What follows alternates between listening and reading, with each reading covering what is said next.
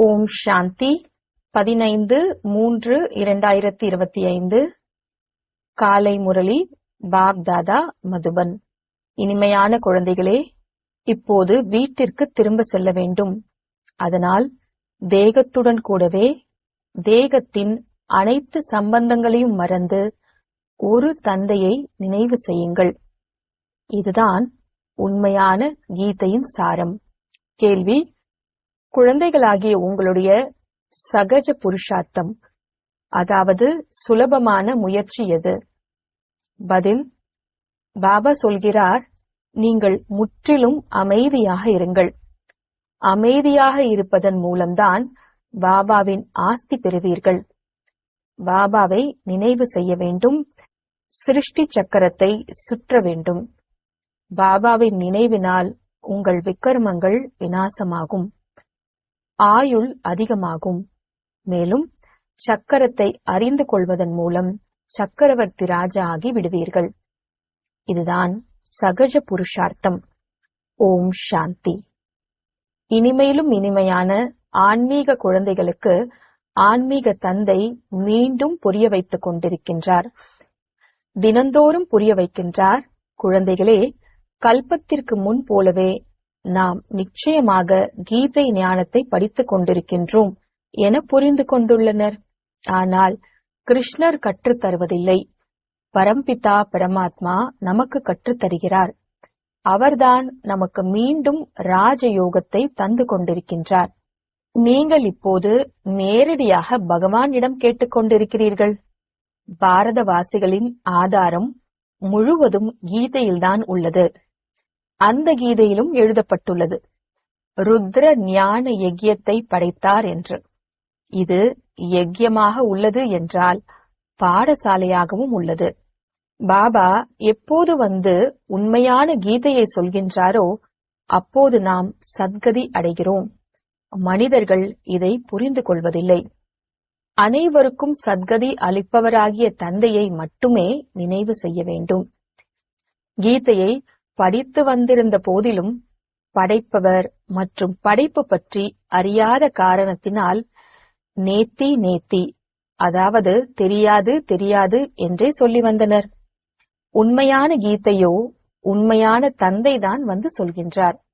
இவை விசார் சாகர் மந்தன் செய்வதற்கான விஷயமாகும். யார் சேவையில் உள்ளாரோ அவர்கள் மீது நல்லபடியான கவனம் செல்லும். பாபா சொல்லி இருக்கிறார், ஒவ்வொரு சித்திரத்திலும் ஞானக்கடல், பத்தீத்த பாவனர், கீதா ஞானம் தருபவர், பரம்பிதா பரமாத்மா, பரம ஆசிரியர், பரம சத்குரு சிவ பகவான் வாக்கு என எழுதியிருக்க வேண்டும். திரிமூர்த்தி சிவ பரமாத்மா தான் கீதையின் பகவான், ஸ்ரீ கிருஷ்ணர் அல்ல என்று இந்த வார்த்தைகளை அவசியம் எழுதுங்கள். அதை பார்த்து மனிதர்கள் புரிந்து கொள்ள வேண்டும். அபிப்பிராயம் இதை பற்றி எழுத செய்கிறோம். நமக்கு முக்கியமானது கீதை. பாபா நாளுக்கு நாள் புது புது பாயிண்டுகளும் தந்து கொண்டே இருக்கின்றார். முன்பே பாபா ஏன் சொல்லவில்லை என்று வரக்கூடாது. டிராமாவில் இல்லை. பாபாவின் முரளியிலிருந்து புது புது பாயிண்டுகளை வெளிக்கொண்டு வர வேண்டும். உயர்வும் வீழ்ச்சியும் என எழுதவும் செய்கின்றனர்.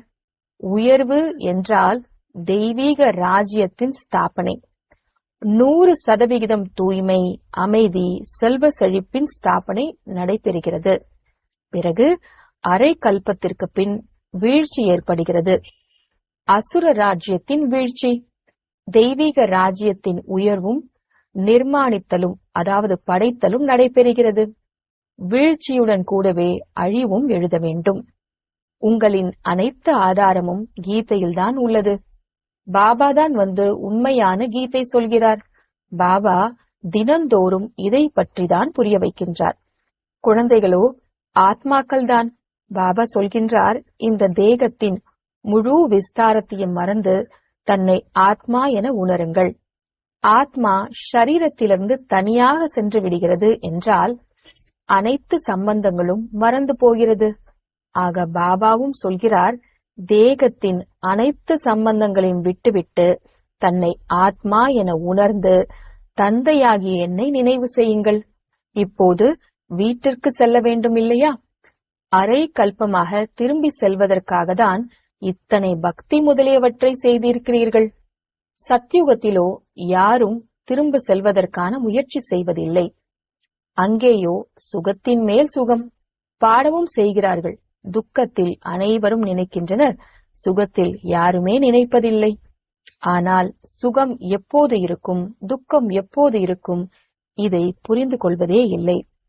நம்முடைய இவ்விஷயங்கள் அனைத்தும் குப்தமானதாக, அதாவது மறைமுகமானதாக உள்ளது.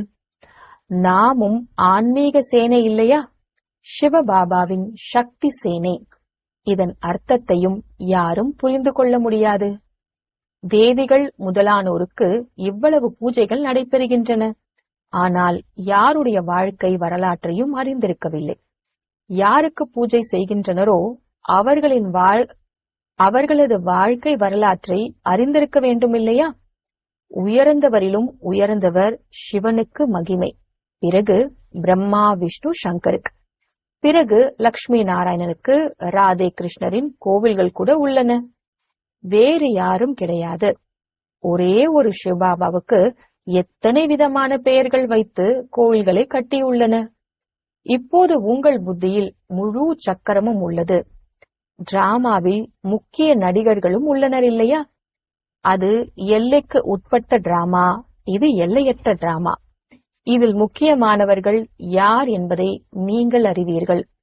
மனிதர்களோ ராம்ஜி உலகம் உருவாகவே இல்லை என சொல்லிவிடுகிறார்கள். இதை பற்றி ஒரு சாஸ்திரத்தை உருவாக்கியுள்ளனர். அர்த்தம் எதையும் புரிந்து கொள்ளவில்லை. பாபா குழந்தைகளாகிய உங்களுக்கு மிகவும் சகஜமான புருஷார்த்தம் கற்றுத்தந்துள்ளார். அனைத்தையும் விட சகஜமான புருஷார்த்தம், நீங்கள் முற்றிலும் அமைதியாக இருங்கள். அமைதியாக இருப்பதன் மூலம்தான் பாபாவின் ஆஸ்தியை பெறுவீர்கள். பாபாவை நினைவு செய்ய வேண்டும். சிருஷ்டி சக்கரத்தை நினைவு செய்ய வேண்டும். பாபாவின் நினைவினால் உங்களுடைய விக்கர்மங்கள் விநாசமாகும். நீங்கள் நோயற்றவர்களாக ஆகிவிடுவீர்கள். ஆயுள் பெரியதாகும். சக்கரத்தை அறிந்து கொள்வதன் மூலம் சக்கரவர்த்தி ராஜா ஆவீர்கள். இப்போது நரகத்தின் மாலிக்காக இருக்கிறீர்கள், பிறகு ஸ்வர்க்கத்தின் மாலிக் ஆவீர்கள். ஸ்வர்க்கத்தின் மாலிக்காகவோ அனைவருமே ஆகின்றனர். பிறகு அதில் பதவியின் வேறுபாடு உள்ளது. எவ்வளவு உங்களைப் போல் மற்றவர்களையும் ஆக்குகிறீர்களோ அவ்வளவு உயர்ந்த பதவி கிடைக்கும். அவினாஷி ஞான ரத்தினங்களின் தானமே செய்யவில்லை என்றால் பிரதிபலனாக என்ன கிடைக்கும்? யாராவது பணக்காரர் ஆகிறார்கள் என்றால் இவர் முன் ஜென்மத்தில் தான புண்ணியம் நன்கு செய்திருக்கின்றார் என சொல்லப்படுகிறது. இப்போது குழந்தைகள் அறிவீர்கள், ராவண ராஜ்யத்திலோ அனைவருமே பாவங்களே செய்கின்றனர். அனைவரிலும் புண்ணிய ஆத்மாக்கள் லக்ஷ்மி நாராயணன்.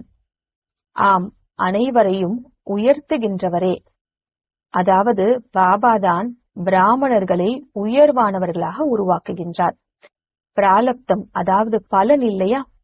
இந்த பிரம்மா முக வம்சாவளி பிராமண குல பூஷணர்கள் ஸ்ரீமத் படி இந்த சிரேஷ்ட காரியத்தை செய்கின்றனர். பிரம்மாவின் பெயர் முக்கியமாகும். திரிமூர்த்தி பிரம்மா என சொல்கின்றார்கள். திரிமூர்த்தி பிரம்மா என்று சொல்கின்றார்கள் இல்லையா? இப்போதோ நீங்கள் ஒவ்வொரு விஷயத்திலும் திரிமூர்த்தி சிவன் என சொல்ல வேண்டும். பிரம்மா மூலம் ஸ்தாபனை, சங்கர் மூலம் விநாசம். இதுதான் பாடல் இல்லையா? விராட ரூபத்தையும் உருவாக்குகின்றனர். ஆனால் அதில் சிவனையும் காட்டவில்லை, பிராமணர்களையும் காட்டவில்லை. இதையும் குழந்தைகள் நீங்கள் புரிய வைக்க வேண்டும். உங்களிலும் கூட யதார்த்த ரீதியில் அபூர்வமாக யாரோ சிலரது புத்தியில்தான் பதிகிறது. நிறைய பாயிண்டுகள் உள்ளன இல்லையா? அதை தலைப்புகள் என்று சொல்கின்றனர். எத்தனை தலைப்புகள் கிடைக்கின்றன? உண்மையான கீதை பகவானிடமிருந்து கேட்பதால் மனிதரில் இருந்து தேவதையாக, உலகத்தின் மாலிக்காக ஆகிவிடுகிறார்கள். தலைப்பு எவ்வளவு நன்றாக உள்ளது. ஆனால் புரிய வைப்பதற்கு புத்தி வேண்டும். இவ்விஷயத்தை தெளிவாக எழுதி வைக்க வேண்டும். அதை பார்த்து மனிதர்கள் புரிந்து கொண்டு கேட்க வேண்டும். எவ்வளவு சுலபம்! ஒவ்வொரு ஞான பாயிண்டும் லட்சம் கோடி ரூபாய் பெருமானதாகும். இதன் மூலம் நீங்கள் எதிலிருந்து எதுவாக ஆகிவிட்டிருக்கிறீர்கள்.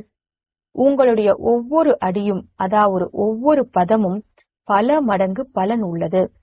அதனால் தேவதைகளுக்கு கையில், பாதத்தில் பத்மம், அதாவது தாமரை மலரை காட்டியிருக்கின்றனர். பிரம்மா முக வம்சாவளி பிராமணர்களாகிய உங்களுடைய பெயரை மறைத்து விட்டுள்ளனர். அந்த பிராமணர்கள் கக்கத்தில் அல்லது மடியில் புத்தகம், கீதையை வைத்துக் கொள்கின்றார்கள். இப்போது நீங்கள் உண்மையான பிராமணர்கள். உங்கள் கக்கத்தில், அதாவது புத்தியில் உள்ளது சத்தியம். அவர்களின் கக்கத்தில் உள்ளது புத்தகம் மட்டுமே. ஆக உங்களுக்கு நஷா அதிகரிக்க வேண்டும். நாமோ ஸ்ரீமத் படி ஸ்வர்க்கத்தை உருவாக்கிக் கொண்டிருக்கின்றோம். பாபா ராஜயோகம் கற்றுத்தந்து கொண்டிருக்கின்றார். உங்களிடம் எந்த ஒரு புத்தகமும் இல்லை. ஆனால் இந்த எளிய பேட்ச் தான் உங்களுடைய உண்மையான கீதையாகும். இதில் திரிமூர்த்தியின் சித்திரம் உள்ளது. ஆக முழு கீதையும் இதில் வந்து விடுகிறது. ஒரு வினாடியில் கீதை முழுவதும் புரிய வைக்கப்படுகின்றது. இந்த பேட்ச் மூலம் நீங்கள் ஒரு வினாடியில் யாருக்கு வேண்டுமானாலும் புரிய வைக்க முடியும். இவர் உங்களுடைய தந்தை. இவரை நினைவு செய்வதால் உங்களுடைய பாவங்கள் விநாசமாகும். ரயிலில் சென்றால், போகும்போதும் வரும்போதும் யாரையாவது சந்தித்தால் நீங்கள் அவர்களுக்கு நல்லபடியாக புரிய வையுங்கள். கிருஷ்ணபுரிக்கோ அனைவரும் செல்ல விரும்புகின்றனர் இல்லையா? இந்த படிப்பினால் இதுபோல் ஆக முடியும்.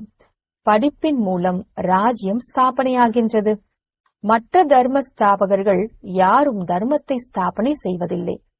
நீங்கள் அறிவீர்கள், நாம் வருகின்ற 21 பிறவிக்காக ராஜயோகம் கற்றுக்கொள்கின்றோம். எவ்வளவு நல்ல படிப்பு! தினம்தோறும் 1 மணி நேரம் மட்டும் படியுங்கள், போதும். அந்த படிப்போ 4-5 மணி நேரம் நடைபெறுகின்றது. இந்த 1 மணி நேரமே போதும். அதுவும் காலை நேரம். அப்படிப்பட்டது அனைவருமே ஓய்வாக இருக்கும் நேரம். மற்றபடி யாராவது பந்தனத்தில் உள்ளவர்கள் முதலானவர்கள் என்றால் காலையில் வர முடியாது. ஆகவே வேறு சமயம் அவர்களுக்காக வைக்கப்படுகிறது. பேட்ஜ் அணிந்திருக்க வேண்டும். எங்கே வேண்டுமானாலும் செல்லுங்கள்.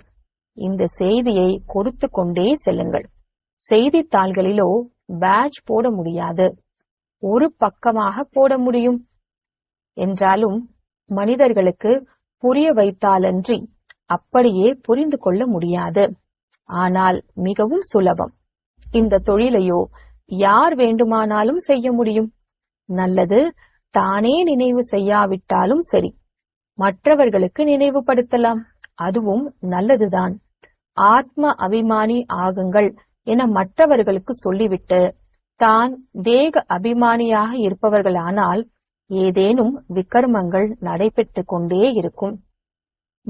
முதலில் புயல் மனதில் வருகின்றது, பிறகு செயலில் வருகிறது. மனதில் அதிகம் வரும். அதை பற்றி பிறகு புத்தி மூலம் முடிவு செய்ய வேண்டும். தீய காரியத்தை ஒருபோதும் செய்யக்கூடாது. நல்ல கர்மம் செய்ய வேண்டும். சங்கல்பங்கள் நல்லவைகளாக உள்ளன. தீயவை கூட வருகின்றன.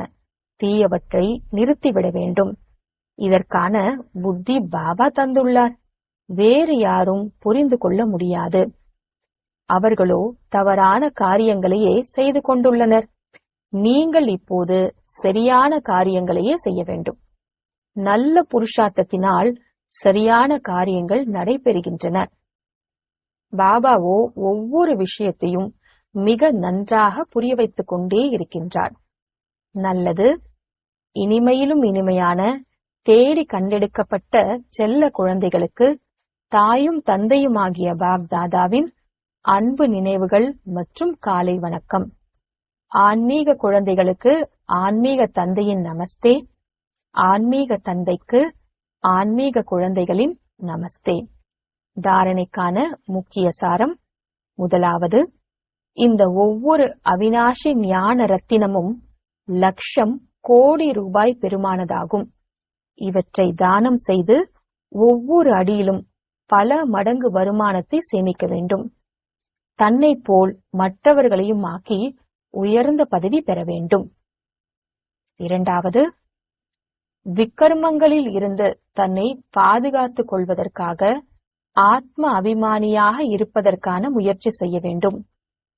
மனதில் எப்போதாவது தீய சங்கல்பங்கள் வந்தால் அவற்றை நிறுத்திவிட வேண்டும். நல்ல விதமான சங்கல்பங்களை மனதில் ஓட்ட வேண்டும். கர்மேந்திரியங்களினால் எந்த தவறும் காரியத்தில் செய்துவிடக்கூடாது. வரதானம்: ஆன்மீக தன்மையின் பிரபாவத்தின் மூலம் ஃபரிஷ்தா நிலையின் மேக்கப் செய்யக்கூடிய அனைவருடைய சிநேகியாகுக. ஆன்மீக தன்மையின் பிரபாவத்தின் மூலம் ஃபரிஷ்தா நிலையின் மேக்கப் செய்யக்கூடிய அனைவருடைய சிநேகியாகுக. விளக்கம்: எந்த குழந்தைகள் சதா பாப் தாதாவின் தொடர்பில் இருக்கிறார்களோ அவர்கள் ஒவ்வொருவருடைய முகத்தில் ஆன்மீக தன்மையின் பிரகாசம் தென்படும். ஆன்மீக தன்மையின் பிரகாசம் தென்படும் அளவிற்கு தொடர்பின் நிறமானது ஒட்டி கொள்கிறது. இந்த ஆன்மீக தன்மையின் இருப்பதால் ஃபரிஷ்தா நிலையின் மேக்கப் தானாகவே வந்துவிடுகிறது. எவ்வாறு மேக்கப் போட்டுக்கொண்டே பிறகு ஒருவர் எந்த மாதிரி இருந்தாலும் மாறிவிடுகின்றார்கள். மேக்கப் செய்வதனால் அழகாக ஆகிவிடுகின்றனர். இங்கே கூட ஃபரிஷ்தா நிலையின் மேக்கப் மூலம் ஜொலிக்க ஆரம்பித்து விடுவார்கள். மற்றும் இந்த ஆன்மீக மேக்கப் அனைவருடைய சிநேகியாக ஆக்கிவிடும். ஸ்லோகன்: பிரம்மச்சரியம், யோகா மற்றும் தெய்வீக குணங்களின் தாரணையே உண்மையான முயற்சியாகும். பிரம்மச்சரியம், யோகா மற்றும் தெய்வீக குணங்களின் தாரணையே உண்மையான முயற்சியாகும். மாதேஸ்வரி அவர்களின் விலை மதிக்க முடியாத மகா வாக்கியம்: கர்ம பந்தனத்திலிருந்து விடுபடுவதற்கான முயற்சி. நாம் என்ன செய்ய வேண்டும்? எப்படி கர்ம பந்தனத்திலிருந்து விடுபட வேண்டும் என்று பல மனிதர்கள் கேள்விகள் கேட்கின்றார்கள். இப்பொழுது ஒவ்வொருவரின் ஜாதகமும் பாபாவிற்கு தெரியும். ஒரு முறையாவது மனதார தன்னுடைய அனைத்தையும் பாபாவிடம் அர்ப்பணம் செய்துவிட வேண்டும். தன்னை பாபாவிடம் ஒப்படைத்துவிட வேண்டும். இது குழந்தைகளின் கடமையாகும். பிறகு அவர் ஒவ்வொருவரையும் பார்த்து நீங்கள் என்ன செய்ய வேண்டும் என்ற ஆலோசனையை கொடுக்கிறார். ஆதரவை கூட நடைமுறையில் எடுக்க வேண்டும்.